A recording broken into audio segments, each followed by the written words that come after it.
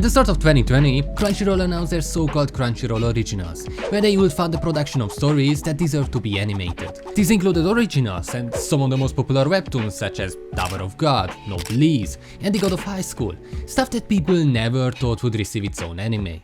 It was supposed to mark a new start in the industry, showcasing that webtoons can be on the same level or even better than mangas. But that was not the case. 90% of the Crunchyroll originals that came out turned out to be not just a huge failure, but some of the most disliked anime of all time. We had X-Arm, which gained fame for how poorly it looked, mixing 3D and 2D animation in ways we never want to see again. There was also High Guardian Spice, which, despite years and years of delay, was incredibly mediocre. However, the one I want to talk about is God of High School, a completely forgotten shonen that was supposed to be the next big thing. Yet, it turned out to be a massive failure. But since it's been quite a while since the anime aired, let's just first discuss what it was about. It actually had an incredibly solid first episode. It introduces us to our three main characters, Jin Mori, Han Dae-Wi, and Yu Mira, three highly skilled fighters invited to participate in the God of High School, an all-sides martial arts tournament for high schoolers, where the winner granted one wish, and they can ask for anything they desire. Our characters meet in a pretty funny way. They end up coincidentally crossing paths and decide to work together to apprehend the thief who stole an old lady's purse, luckily arriving just in time for the preliminaries of the tournament, which became a battle royale among the dozens of contestants present.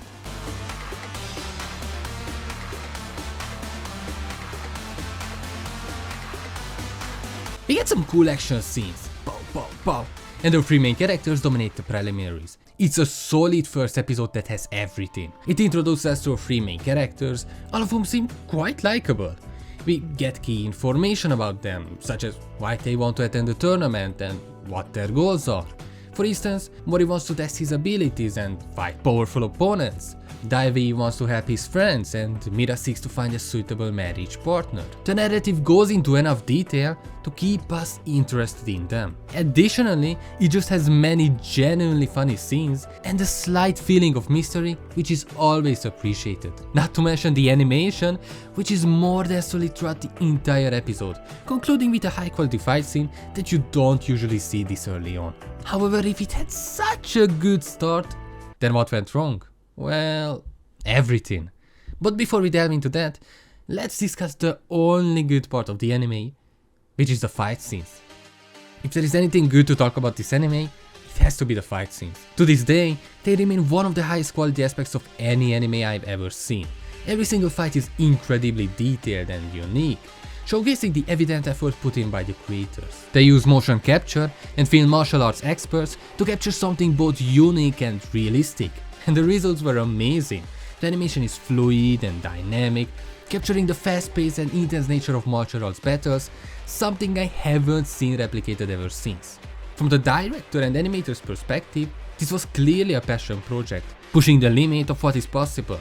I'm not the kind of person who only enjoys watching high action-packed anime. You know, my brain doesn't go like flashy colors, anime of the year. But there is just something really unique about these scenes that made it worth watching for me, no matter how fucking dogshit everything else is. Talking about dogshit, let's get into why people hate this anime so much. The main and biggest problem of the anime is obviously spacing, where they adopted 112 chapters. Just so you can understand how ridiculously many that is, in comparison, Tower of God only adapted 78 chapters, and even that anime had a lot of things cut out. You know, that still wouldn't be a problem if it were filler that is cut out, but that is just not the case at all. Some important events just don't happen at all. Some things occur way earlier than they should, and sometimes it just cuts into the middle of it all without explaining anything. When it initially came out, I was hopeful about it simply because it looked good, it was interesting, and everyone was saying that the webtoon is amazing.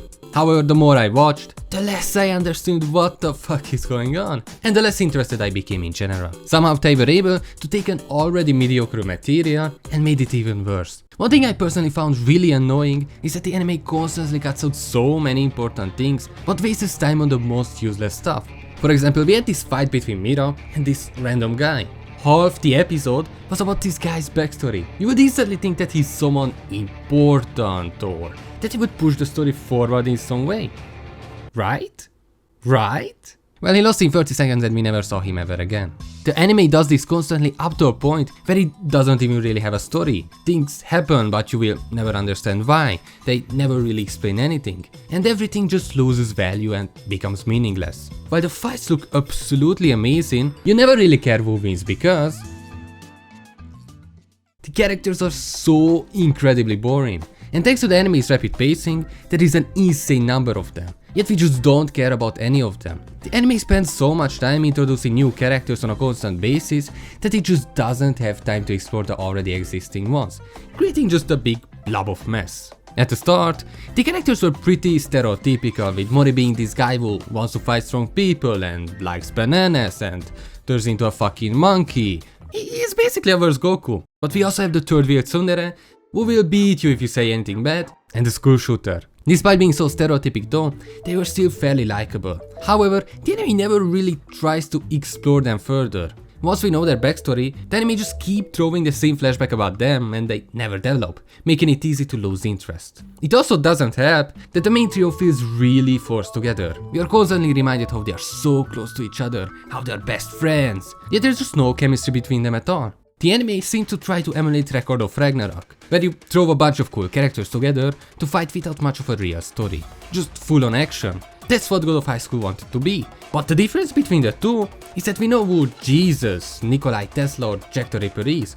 We don't necessarily need their backstory, because we already know what they are like. However, we don't know who the fuck Jin, Mori or the other 50 characters are. Therefore, we don't really care about them, we don't really care who they fight, why, or just anything in general about them. Overall, the God of High School is the type of anime we wanted to see as kids. Characters constantly fighting, full of power-ups, cool moves, but not for the cost of everything else. It's just annoying because it could have been one of the best and most memorable shonen. Considering it came out at a time where we had like 10 new anime a season. The biggest problem I have with this and the other webtoon adaptations is that it also just ruined the chance for any other. I know we will have Solo Leveling in a few days, and I can't wait to watch it, but there are so many other cool stories that will never get an actual adaptation, because the first 3 was completely ruined by Crunchyroll. Despite that, this is nowhere near close to the worst anime made by MAPPA. If you want to know about that one, click on this video. Goodbye.